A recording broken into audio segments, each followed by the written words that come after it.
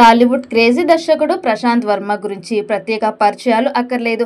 ఆయన తెరకెక్కించిన హనుమాన్ చిత్రం ఎంత పెద్ద హిట్ అయిందో ప్రత్యేకంగా చెప్పక్కర్లేదు. ఈ సినిమా తర్వాత ప్రశాంత్ వర్మ జై హనుమాన్ అనే సినిమాని హనుమాన్కి సీక్వెల్గా చేయాలని అనుకుంటున్నాడు.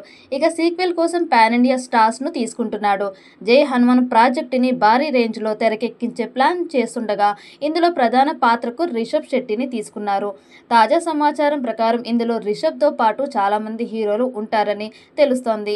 రాముడి పాత్ర కోసం ఓ ప్రముఖ హీరోని సంప్రదిస్తున్నట్టు ఇన్సైడ్ టాక్. అయితే ఇది సప్త చిరంజీవుల కథ అని తెలుస్తుండగా పురాణాల ప్రకారం హనుమంతుడు, అశ్వత్థామ, బలి, కృపుడు, పరశురాముడు ఇలా 7 చిరంజీవులు ఉండేవారు.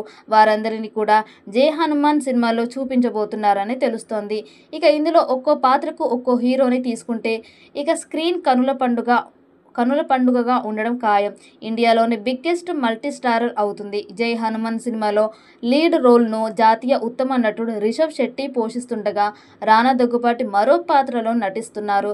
ఇక చిరంజీవి హనుమాన్ పాత్రలో కనిపించనున్నట్టు అప్పట్లో ప్రచారం జరిగింది. అయితే ఈ చిత్రంలో హనుమంతుడు, అశ్వత్థామ, పరశురాముడు పాత్రల్ని చూపించినట్టు మిగిలిన పాత్రలకు అంత స్కోప్ ఇవ్వకపోవచ్చనే టాక్ ఉంది. ఇందులో ఒక హీరో అయితే ఉండడు. కనీసం 3-4 హీరోలు అయినా తప్పక ఉంటారని తెలుస్తోంది.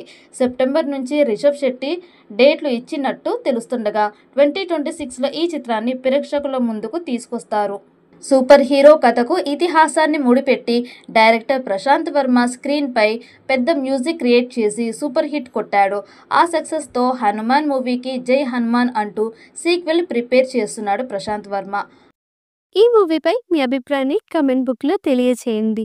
ఈ వీడియో మీకు నచ్చితే లైక్ చేయండి, షేర్ చేయండి, కమెంట్ చేయండి. మరిన్ని అప్డేట్స్ కోసం మా ఛానల్ని సబ్స్క్రైబ్ చేయండి. అలాగే పక్కనే ఉన్న గంట సింబల్ని గట్టిగా కొట్టండి.